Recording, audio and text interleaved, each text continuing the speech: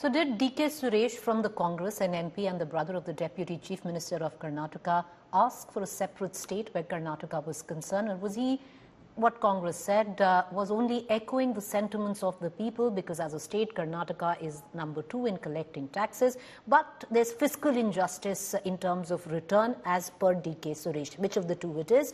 Well, we'll take it to our panelists this evening. Joining me, Dr. Prakash Paswan, National Spokesperson, Bharatiya Janata Party. Shatabish Shivanna, Spokesperson, Congress. Mr. Shivanna, I want to begin with you. What exactly did DK Suresh want to say? Where he said that because of fiscal injustice, it seemed, at least with what he said, was the demand for a separate state, which is to break the country being divisive.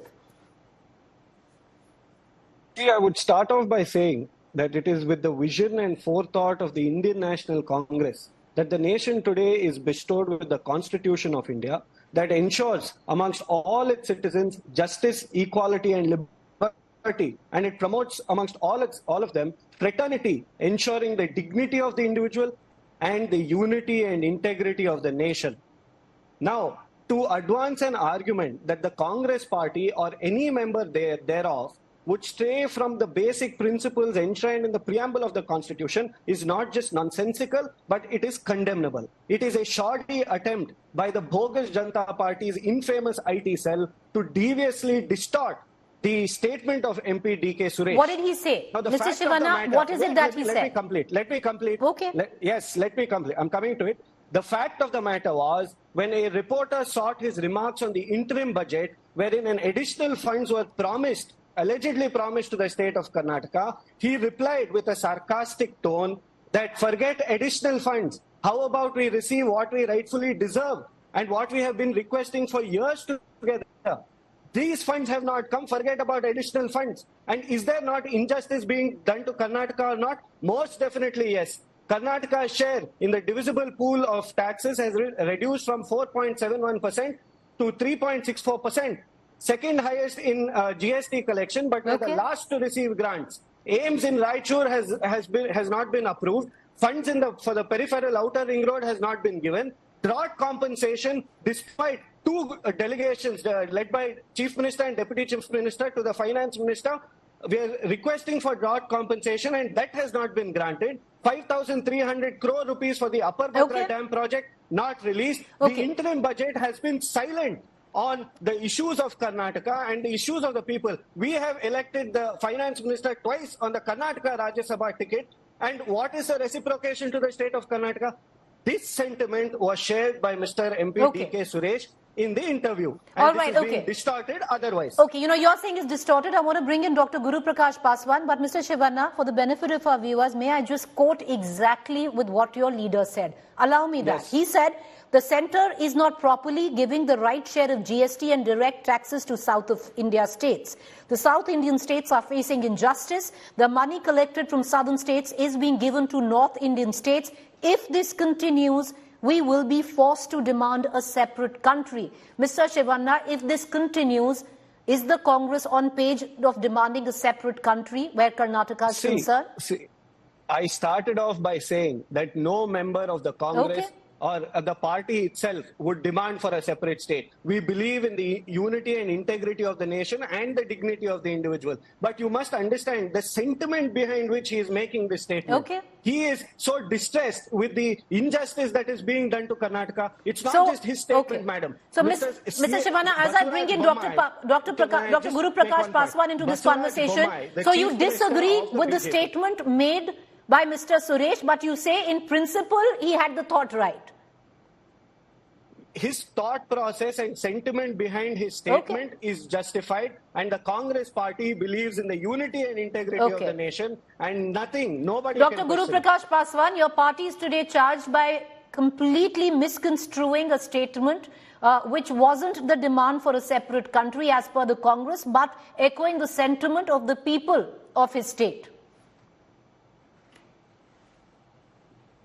No, Preeti, the fact that the Congress spokesperson has to say that the Congress party believes in the unity and integrity of India for 45 times, I think that thing speaks for itself. And we don't blame Mr. DK Suresh. It is not the word of Mr. DK Suresh. It is the word of the Congress party. There is no official denial from the Congress party. We have to understand that this is not the first time, Preeti. I come from Bihar. I think Mr. Mallikarjun... Sir, I'll come to you. Allow the same time. Can I just get Mr. Paswan? I'll come back to you, Mr. Shivanna. Go ahead, Mr. Paswan, make your point. Preeti, I did not utter a single word when the Congress spokesperson was saying, we believe in democracy, let's hear out each other, sir. You said you believe in unity and integrity of our country, let's show some grace as well. So, Preeti, this is not the word of Mr. DK Suresh, this is the word of the Congress party. The Congress party has been doing the politics of fault lines since 1947. A sitting Chief Minister, Preeti, Mr. Revant Reddy of Telangana, he questions the DNA of people from Bihar. ये जो KCR है, इसका DNA Bihari है. These were the words of a sitting Chief Minister of Congress Party in Telangana, Mr. Revant Reddy, Mr. Dayanidhi Maran, a key constituent partner of India Alliance. ये UP और बिहार के लोग आएंगे और हमारे यहाँ टॉयलेट क्लीन करेंगे. This is not the first time this is happening, Preeti. We have to understand. And this is a travesty because in the same time, when apparently the heir apparent, Mr. Rahul Gandhi, is on a Bharat Jodo Nyaya Yatra. This sort of sentiment is coming. And let me make this clarification for my friend from the Congress party. The tax devolution and the grant in aids from the union government to the state of Karnataka has more than tripled, sir. I have data in front of you. While your Congress government was in power at the center, you allocated 54,000 crore from the tax devolution and now it's 1.5 lakh crore. In your Congress government, when you were at the power in the center, the grant in aids were 35,000 crore. Now it's 92,000 crore. So please be clear on your facts. When it comes to allocation, when it comes to commitment, when it comes to the sentiments of the people of South India, it is the Bharatiya Janata Party and the people of Karnataka also. You look at the number of parliaments as well. So please don't do this. You can say that you believe in the unity and integrity of India, but your actions suggest otherwise. Your bayans suggest otherwise. Every now and then, Preeti, this has been a pattern. This has been a trend. Mr. Praveen Chakravarti, the official intellectual of the Congress party, Mr. Karthi Chidambaram, again he tweeted this. So this is not the first time. We need to be cautious. We need to be aware of this devious, evil design of the Congress party. All right, okay, but I just want to come in there and. Mr. Dayanidhi Maran made that comment in 2019, way before, what the current political dynamics are. But yes, you are right. The Chief Minister of Telangana did make that statement where it came down to the DNA, which was Bihari. But having said that, Mr. Shivanna, please respond. You want to come in. But this, as per the BJP, is a direct attempt to divide the country, and it's not happened once. It's happened on multiple occasions. He just elucidated that. No, see, he very rightly mentioned that we're doing a Bharat Jodo Yatra. We believe in uniting this nation. But we're also doing a Bharat Jodo Nyaya Yatra. Where is the Nyaya? There has been only Anyaya to the state of Karnataka as the sentiment of DK Suresh. And let me remind you, the CM, Basuraj Bommai, in the previous dispensation, the BJP dispensation, he also stated on record that the finance ministry and the central government is doing injustice to the state of Karnataka. This is a matter of record. Please check. And to combat about tax devolution, only a person with absolutely no sense or zero sense of economy would make such a comment. Of course, the tax devolution or the numbers will increase, but you must also understand that the average budget size has increased. The average budget size since 2014 is 9.6%. Compared to Manmohan Singh's time, it was 13.7%. And the GDP growth under the Modi's rule is 6.5%. During the UPA regime, it was 11%. Naturally, when the budget size increases, the tax devolution should increase. But out of the current standing, the amount of tax that is being, given back to Karnataka is meager. And this is our sentiment. All right, but now, Mr. Shivanna, I just want to ask you one question, Mr. Shivanna. The fact is, if tax collection is the benchmark of how much a state adds to the country, then possibly a state like Haryana, which wins over 75% of Olympic medals, should demand to fight as a separate country where Olympics are concerned and contest as a separate country. So how is it that it makes Karnataka any which way better than any other state in the country just because you are number 2 in tax collection, sir? See, madam, it is only our unity in diversity that will enable this country to thrive and become a developed Exactly. nation. These seeds of divisiveness should not be implemented, and it is just the strategy of the BJP to deviate from pressing issues and issues that really matter to the people. Now, let me tell you about tax collection. We are upset as a state of Karnataka. We are upset with the stand or recommendation taken by the 15th Finance Commission and the recommendations that they made to the central government with respect of Karnataka. In the 16th, commission, we will advocate for the rights of Karnataka and we will request. Fair enough. You can do that, but that doesn't make, just because you're number two and Maharashtra is number one in the collection of tax, doesn't make Maharashtra or Karnataka better than any other states. At the back of that, you, as a political party, will cry indifference. But having said that, I want to cut across back to Dr. Guru Prakash Paswan. Dr. Paswan, the fact is, you're just trying to make a mountain of a molehill. This was a small statement. You're trying to contrive it to make it sound completely different than what it was meant to be. Preeti, that is how a separatist sentiment starts. We are not making a mountain of a molehill. We have to understand that this is how you fuel the separatist sentiments in any region. This is absolutely, you cannot, it's an unforgivable mistake. And the Congress party has not still distanced itself.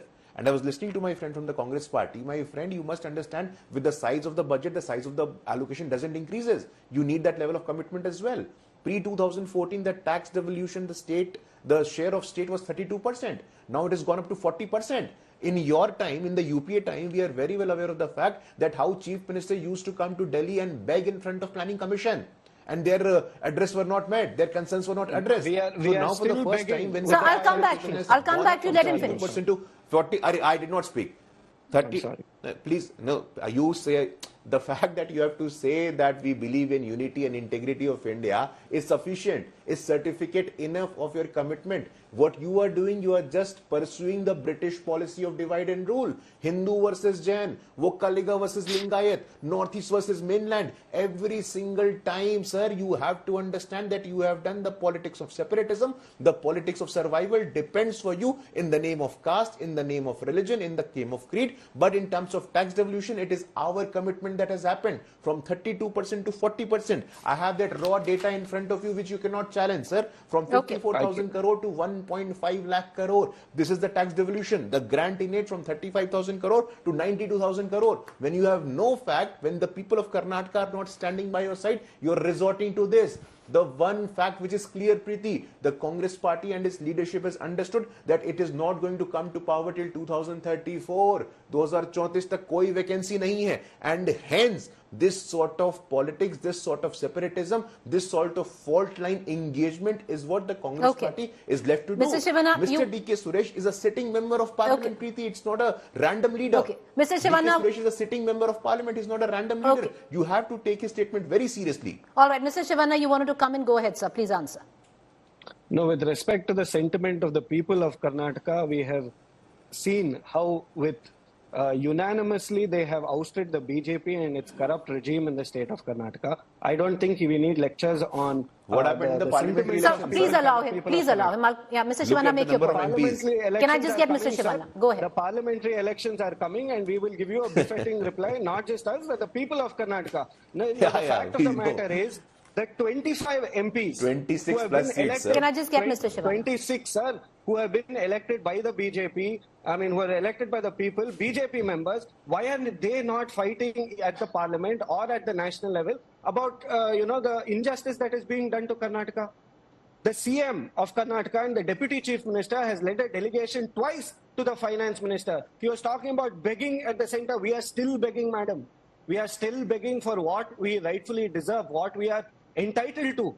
And our budget, it is anybody with common economic sense can understand that once the budget size increases, the government at the center will have more funds to allocate. Preeti, tomorrow if you become the Prime Minister in the next 5-6 years, in natural progression, the budget will increase and you will do a better job. And in fact, the UPA regime in 2004 to 2014 was doing a fantastic job. And we have statistics that they can never challenge. All right, okay, 30 seconds.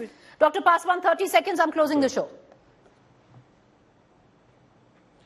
No, I think my friend is an expert in economics. We were the 10th largest economy, sir, in your 7 decades of rule. We are the 5th largest economy now in our 10 years of rule. So on one hand, you have your 60 years. On one hand, we have our 10 years. You took the country to 10th largest economy. We are now the 5th largest economy. And in the next term, we are going to become the 3rd largest also economy. took us to And poverty, with that, sir. All right, tax okay. revolution Okay, from sir, please 32% allow. to Okay, now you both, 40%. the last fag and 3 minutes, both of you have decided to talk over each other. Okay, देश का Mr. सोना आपने गिरवी रखवा दिया था.